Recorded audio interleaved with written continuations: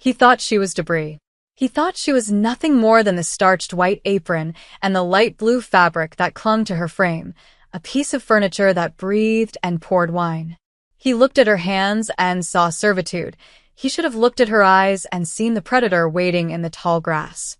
It is a fatal error men of power often make, mistaking silence for submission and stillness for fear.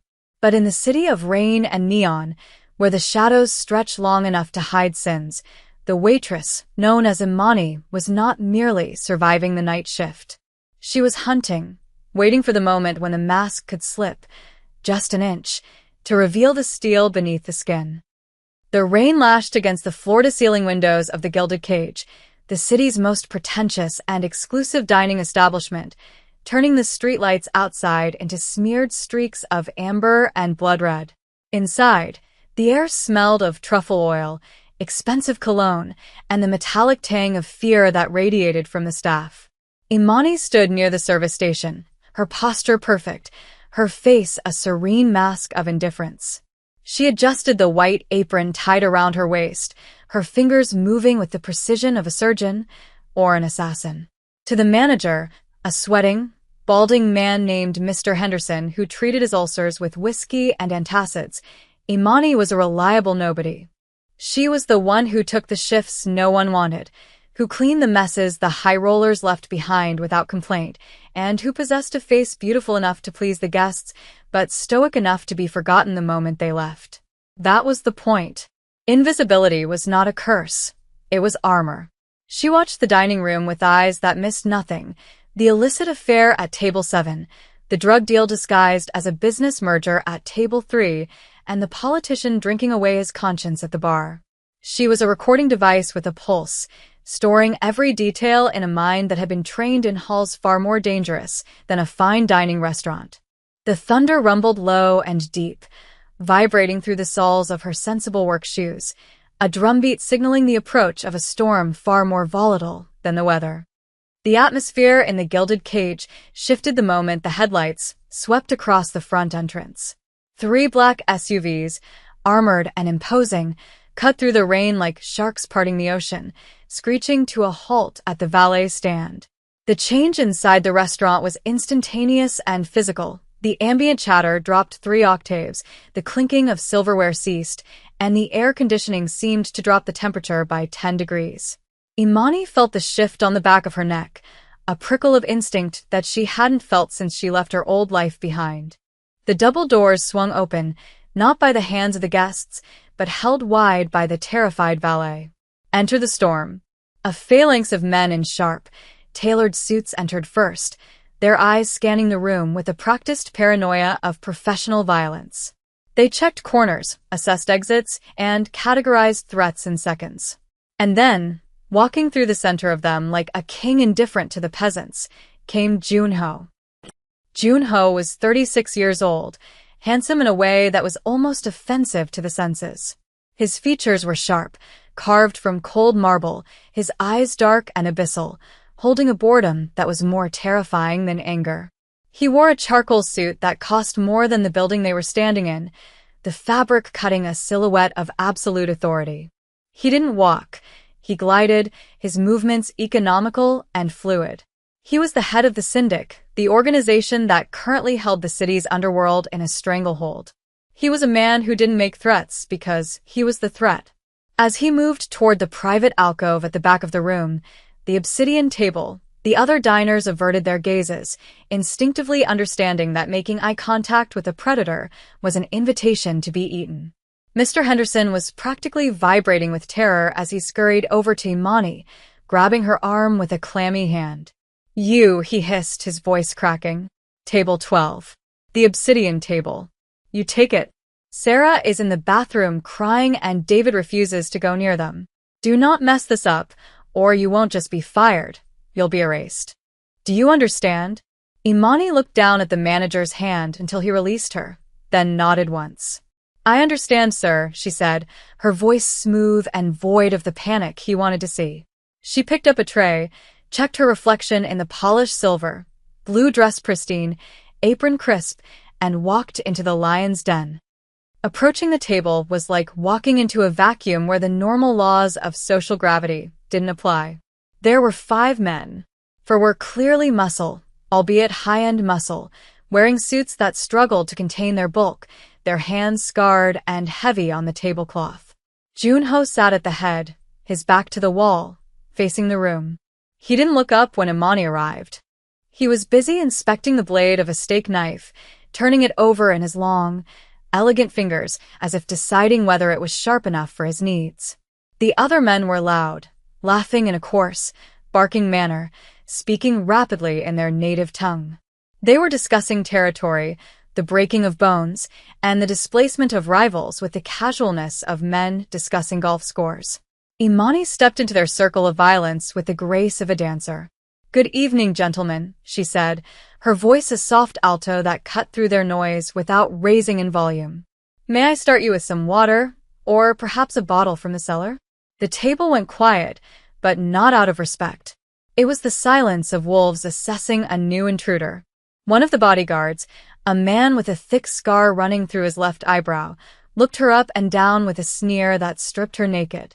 He said something in his language to the man next to him, a crude comment about her hips and the likely price of her company for an hour. The table erupted in laughter. Imani didn't blink. She didn't flinch. She kept her eyes fixed on the center of the table, her expression one of polite, professional detachment. Junho finally looked up. His gaze hit her like a physical blow, cold, calculating, and utterly dismissive. He didn't see a person, he seen an object. "Wine," Junho said in English, his voice a deep baritone that commanded immediate obedience. "The 82 Petrus. And do not pour it if your hands shake." I detest clumsiness. It wasn't a request. It was a challenge. He wanted to see her crack. He wanted to see the tremble of the lower class in the presence of royalty. Imani met his gaze for a fraction of a second too long for a servant, a flash of defiance sparking deep in her pupils before she lowered her head. "As you wish, sir." The ritual of service began. Imani moved with a rhythmic precision that was almost hypnotic. She returned with the bottle, presenting the label with 2 hands, executing the uncorking with a single, fluid motion that made no sound. The pop of the cork was a whisper. She poured a splash for Junho to taste. The table watched her, waiting for a spill, a slip, a drop to ruin the white linen tablecloth. Junho tasted the wine, his eyes never leaving her face. He swirled the crimson liquid, looking for a flaw in the vintage or a flaw in the girl. Finding neither, he gave a curt nod. She proceeded to fill the glasses. As she moved around the table, the conversation among the men resumed, reverting to their native language. They assumed, with the arrogance of the untouchable, that their words were encrypted by culture. They spoke of a shipment arriving at the docks at midnight. They spoke of a mole in the police department. They spoke of a man named the architect they planned to execute in 3 days. Imani poured the wine, her face a blank canvas, while her mind recorded every name, every time, and every location. She was a spy in the house of the enemy, armed with a wine bottle and a silence that they mistook for stupidity. But the tension was winding tight, a coil ready to snap. The bodyguard with the scar, emboldened by the alcohol and her lack of reaction, decided that verbal abuse wasn't enough. As she reached across to fill his water glass, he deliberately jerked his elbow back. The impact was hard. The crystal pitcher in Imani's hand wobbled, and a splash of ice water cascaded onto the table, soaking the edge of the bodyguard's expensive cuff. It was a setup, a petty power play designed to humiliate her for his own amusement. The reaction was instantaneous. The bodyguard slammed his fist onto the table, rattling the silverware. "You stupid bitch," he roared in English, standing up so abruptly his chair screeched against the floor. The restaurant went dead silent. Every head turned. Mr. Henderson, watching from the kitchen door, turned pale and covered his eyes. Imani stood frozen, the pitcher held firmly in both hands, water dripping from the lip. She didn't apologize immediately. She just looked at the wet spot, then at the man's grinning, malicious face. He wanted her to beg. He wanted her to wipe his sleeve. Junho didn't stand. He didn't even look at his bodyguard. He slowly placed his wine glass down and looked at Imani. The boredom was gone, replaced by a look of profound irritation, not at his man, but at the inconvenience of her existence. He leaned forward, resting his chin on his clasped hands. The silence stretched, heavy and suffocating. When he spoke, he didn't speak in English. He switched to his native tongue, a linguistic barrier he used to separate the gods from the insects. He spoke softly, with a venomous calm that was far scarier than the bodyguard's shouting. He looked right into Imani's eyes and said, in his language, "Look at it. A beautiful, empty vessel, standing there like a cow in the rain. She has no idea she is dirt. She thinks she is people. It is tragic, really, that we have to breathe the same air as these creatures who are only good for serving and bending over." He paused, a cruel smirk touching the corners of his lips, waiting for the blank stare of confusion, waiting for her to ask, "Excuse me," in her clumsy American tongue. He turned to his men, inviting them to share in the joke, the punchline being her ignorance. "Tell the manager to fire it," Junho continued in his language, waving his hand dismissively at her as if shooing away a fly. "And get me someone who knows not to drip water on my time." The men chuckled, a low, rumbling sound of shared superiority. They turned back to their drinks, the entertainment over, the waitress dismissed, the object discarded. But Imani did not move. She did not retreat. She did not look for the manager. She set the water pitcher down on the service tray with a clink that sounded like a hammer striking an anvil. The sound was sharp, deliberate, and final. It cut through their laughter. Imani stood up to her full height. She wasn't slouching anymore. The submissive curvature of her spine vanished, replaced by the rigid, military-grade posture of a soldier on parade. She took a breath, inhaling the scent of their arrogance, and then she exhaled fire. She looked directly at Junho, locking her gaze with his, violating every social contract of the room. Her eyes were no longer the soft, brown pools of a waitress. They were hard, cold flint. And then she spoke. She didn't speak in English. She spoke in his language. Not the rough, street-slang dialect of the bodyguards, but the high, formal, aristocratic register of the old capital, the dialect of scholars, poets, and emperors. Her pronunciation was flawless, the cadence perfect, the tone dripping with an icy, regal sarcasm that made the air in the room freeze solid. "The cow hears the butcher clearly, sir," she said in his tongue, her voice ringing out like a bell in the silence. "And she notices that for all his expensive suits, the butcher still lacks the manners of a gentleman.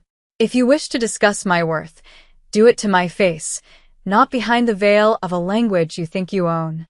The effect was catastrophic. The bodyguard with the scar dropped his fork. It hit the plate with a deafening clatter. The laughter died in their throats, choked off by sheer, unadulterated shock. It was as if the table had suddenly grown fangs. But it was Junho's reaction that was the masterpiece. The Mafia boss, the man who feared nothing, the man who looked at the world with bored detachment, froze. His eyes went wide, the pupils blowing out, his mouth parting slightly in a rare, unguarded expression of total disbelief. He looked at her as if she had just pulled a sword from the stone. The power dynamic in the room didn't just shift, it flipped upside down. The servant was gone. The equal had arrived. And she was angry. The silence that followed her declaration was not merely the absence of noise. It was a vacuum, a void that sucked the oxygen out of the room and left everyone gasping. The restaurant, the Gilded Cage, had seen business deals collapse and marriages end, but it had never seen a king stripped naked by a pawn. Junho sat frozen, his hand halfway to his glass, the expensive Swiss watch on his wrist ticking loudly in the sudden quiet. The language she had used was not just fluent, it was archaic, poetic, and steeped in a history that suggested she hadn't just learned it from a textbook, she had lived it, or she had been forged by it. For 10 heartbeats, nobody moved. The rain outside seemed to hammer harder against the glass, a chaotic applause for the coup that had just taken place. Imani did not lower her eyes. She held his gaze with a terrifying stability, her chin lifted, the tray under her arm now looking less like a tool of service and more like a shield. She watched the gears turn behind Junho's dark eyes, watching him recalibrate his entire understanding of reality. He was looking for the wires, the earpiece, the trick. He found none. He only found a woman who was tired of being invisible. Junho slowly placed his hands flat on the table, pushing his chair back inches with a scrape that sounded like a gunshot. The amusement was gone. The boredom was incinerated. In its place was a sharp, predatory focus. He looked at her not as a woman, but as a rival nation. "You," he said, switching back to English, though his voice was rougher now, stripped of its smooth veneer. "Who are you?" It was the only question that mattered. Imani didn't flinch. "I am the person who ensures your glass is full, sir," she replied, her voice dropping back to the professional cool of the staff, though the mockery was evident in the subtext. "And I am the person who knows that if you send your shipment to the docks at midnight as you discussed, it will be seized by federal agents who have been watching the container since it left the port of origin." The air in the room curdled. The bodyguards stiffened, their hands diving inside their jackets. She had just signed her death warrant, or proved her immense value. She continued, relentless. "And the architect you plan to execute? He isn't the mole. The mole is the man sitting 2 seats to your left, sweating through his silk shirt." The accusation hung in the air like smoke. The man she indicated, the one with the nervous tick and the flashy gold ring, jumped to his feet, knocking his chair over. "She lies," he screamed, his eyes darting around the room, guilt written in the sweat on his upper lip. But Junho didn't look at his man. He kept his eyes on Imani. He was fascinated. It was a sensation he hadn't felt in years. Genuine, unadulterated surprise. He saw the intelligence behind her eyes, the tactical awareness, the way she had dissected his operation while pouring a vintage red. This was not a waitress. This was a spy, a ghost, a weapon wrapped in a blue dress. "Sit down," Junho commanded the panicked underling without looking at him. "And you," he said to Imani, standing up slowly, unfolding his height until he towered over the table. "You possess a dangerous tongue. Do you know what men like me do to women who know too much?" He took a step toward her, crossing the invisible line between patron and server. It was a test of fear. He wanted to see if the facade would crack under physical proximity. Imani didn't retreat. She shifted her weight imperceptibly, grounding herself. "I know exactly what men like you do," she said, her voice dropping to a whisper that only he could hear. "You underestimate. You assume. And eventually, you die because you were looking at the dress, not the hands." It was a threat delivered with the intimacy of a kiss. The tension was electric, a live wire snapping between them. The restaurant staff was huddled in the kitchen, terrified, but out on the floor, a strange chemistry was brewing. It wasn't just fear, it was recognition. Game recognizes game. Junho tilted his head, studying her face as if it were a map to a buried treasure. "You are not safe here anymore," he murmured. "You have just made yourself a player in a game you cannot win." Imani smiled, a cold, humorless curvature of lips. "I didn't start playing just now, Junho. I've been winning since you walked in the door." The spell was broken by the brute. The bodyguard with the scar, the one who had spilled the water, could not process the nuance of the standoff. He only understood that a servant had disrespected his master and that she was still standing. His primitive logic dictated that violence was the only eraser for this kind of shame. With a guttural roar, he lunged across the space between them, his heavy hand aiming for Imani's throat. It was a clumsy, alcohol-fueled attack, telegraphed from a mile away. To a normal waitress, it would have been terrifying. To Imani, it was slow motion. The room gasped as the mountain of a man descended on the woman in the blue dress, expecting to see her crushed. Mr. Henderson screamed from the kitchen doorway. But the scream died in his throat as the laws of physics seemed to bend around table 12. Imani didn't step back. She stepped in. It is the hallmark of elite combat training. Move into the fire, not away from it. As the bodyguard's hand grasped for her windpipe, she pivoted on her left heel, her movement fluid and serpentine. She caught his wrist with her left hand, using his own forward momentum against him, and with her right hand, she grabbed a heavy silver fork from the table. In one blur of motion, she drove the handle of the fork, not the tines, she was precise, not messy, into the nerve cluster just under his armpit. The man yelped, his arm going numb instantly. She didn't stop. She spun him around, locking his arm behind his back in a hammerlock that forced him to bend double. With a sharp kick to the back of his knee, she dropped the 300-pound man to the floor. He hit the hardwood with a thud that rattled the wine glasses. She stood over him, not a hair out of place, her breathing even. She still held the silver fork, twirling it casually in her fingers like a baton. "I believe," she said to the groaning man on the floor, "that you dropped this." She placed the fork gently on the table next to his face. The violence had lasted 3 seconds. The silence that followed was absolute. The other 3 bodyguards had drawn their guns, leveling them at her chest. The patrons of the gilded cage were now diving under tables. But Junho raised a hand, a sharp, cutting gesture that froze his men in place. "Lower them," he ordered. His eyes were wide, shining with a dark, intense delight. He looked at his fallen man, then at Imani, and a slow, appreciative smile spread across his face. It was the smile of a man who had just found a diamond in a pile of coal. "Aikido?" Junho asked, ignoring the guns, ignoring the screaming diners. He walked around the table, circling her like a shark. "Or perhaps Krav Maga. The efficiency suggests military. The restraint suggests intelligence." He stopped in front of her, close enough to smell the soap on her skin, a stark contrast to the violence she had just dispensed. "Who trained you? The CIA?" "Me 6. He was trying to categorize her, to put her in a box, he understood. Imani adjusted her apron, smoothing out a wrinkle caused by the scuffle. "Does it matter?" she asked. "The water is cleaned up. The trash is on the floor. Would you like dessert?" Her refusal to be impressed by him was driving him insane in the best possible way. He laughed, a genuine, deep sound that startled his men more than the fight had. "No dessert," he said. "I want to buy you." "I'm not for sale," Imani replied instantly, her eyes hard. "And neither is my silence. But I will give you some free advice." She nodded toward the front window, where the rain was sheeting down. "The couple at table 7. They haven't touched their food in 20 minutes. They've been watching you in the reflection of the glass. And the valet outside?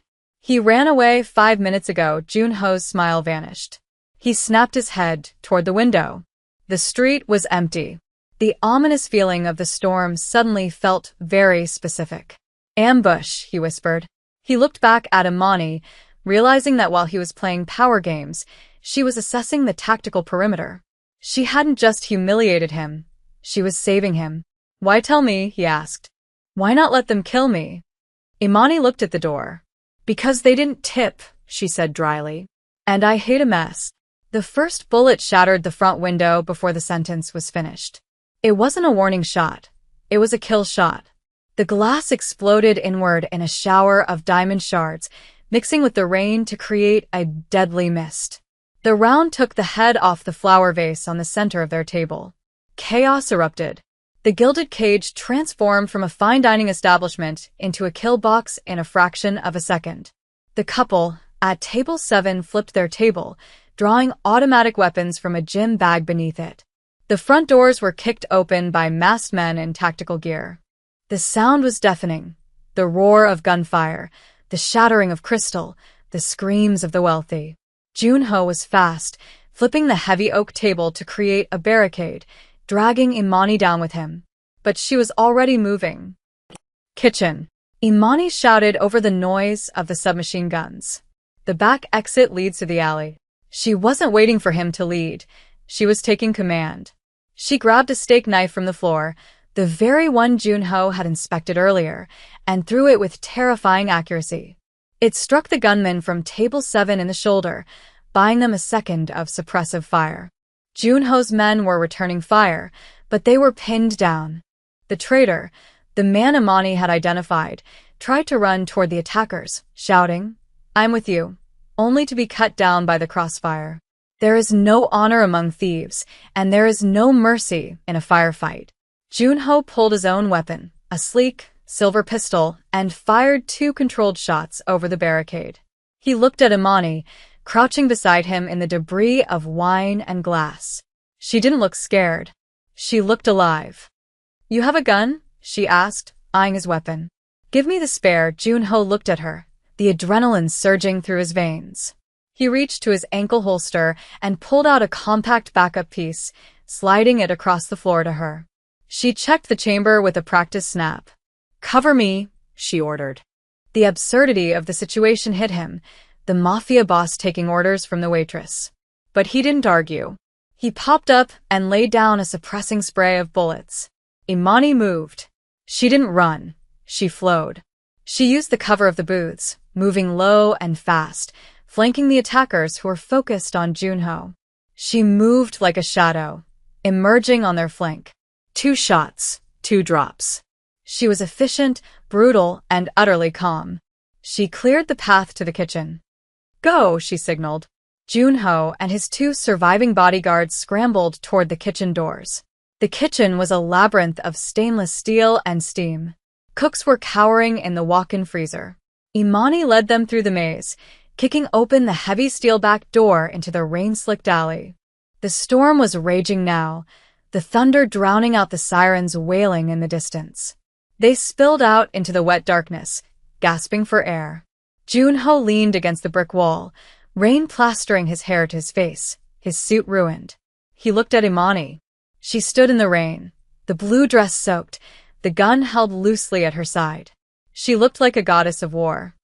"You saved my life," Junho said, the rain dripping from his chin. He was breathless, not from exertion, but from the revelation of her. He stepped toward her, the danger of the night acting as a potent aphrodisiac. "You come with me. Now. I can protect you. I can give you the world." It was an offer of partnership, of power, of something darker and more intense. He reached out a hand, offering her a place at his side, on the throne of the underworld. The bodyguards watched, stunned. This was unprecedented. The king was bowing to the queen. Imani looked at his hand, then up at his face. The sirens were getting closer.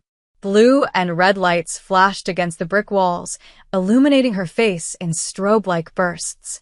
She engaged the safety on the gun and wiped her prints off it with the hem of her apron before tossing it into a dumpster. "I don't want your world, Junho," she said, her voice cutting through the storm. "It's too small." She backed away, moving toward the shadows of the alley exit. "And I don't need your protection. I survived you, didn't I?" "Wait," Junho shouted, desperation cracking his voice. "At least tell me your name." "Your real name." He stepped forward, but she was already fading into the darkness, blending with the night, as if she were made of it. She stopped for 1 second, turning back. The streetlights caught the reflection in her eyes, hard, triumphant, and free. "Imani," she said. "It means faith. Have some," and then she was gone. Vanished into the city that eats people alive. Junho stood alone in the rain, surrounded by the wreckage of his evening, realizing he had just met the only thing in the world he couldn't control. 6 months later, the skyline of the city had not changed, but the balance of power within it had shifted. Junho sat in his office at the top of the obsidian tower, looking out at the sprawling metropolis through bulletproof glass. The city was a grid of lights, a circuit board of corruption and commerce. He was more powerful now than he had been that night at the restaurant. The traitor was dead, the architect was neutralized, and his grip on the territory was absolute. Yet, on his desk, in the center of the mahogany expanse, sat a cheap, stainless steel fork. It was the only flaw in the perfection of his office. He picked it up, feeling the weight of it, remembering the woman who had wielded it like Excalibur. He had searched. God, how he had searched. He had turned the city upside down. He had tortured informants, bribed government officials, and hacked databases. He found nothing. No record of her employment, no address, no trace. It was as if she had materialized from the rain that night and dissolved back into it. but he knew she was out there. Sometimes, he felt eyes on him when he walked to his car. Sometimes, he saw a flash of blue in a crowd. He knew she was watching. He knew she was the check on his power, the ghost in the machine, the reminder that he was not a god. And in the quiet of the night, he found himself wishing for another storm, just to see if the lightning would strike twice. He spun the fork on the desk. It was waiting. He was waiting. But what about you? You sit there, watching the screen, safe in your world of comfort. You see the waitress, the cleaner, the driver, the person in the background blurring into the scenery. You ignore them. You dismiss them. You think power is a suit, a title, a bank account. You think you know who holds the cards. But let me ask you this. When the storm comes, and it always comes, who do you want standing next to you? The man who can buy the building, or the woman who knows how to burn it down? Look closer at the people you ignore. That quiet girl pouring your coffee might be the only thing standing between you and the abyss. Or she might be the one pushing you in. So, the next time you feel the urge to be rude to the help, to snap your fingers, to look down on someone serving you, don't. Because you never know who is wearing the apron. You never know when the wolf is dressed in wool. And by the time you realize your mistake, it will be too late to apologize. Don't forget to like and subscribe for more stories from the shadows. The city has a million stories, and I see them all. Until next time, keep your eyes open. You never know who's watching.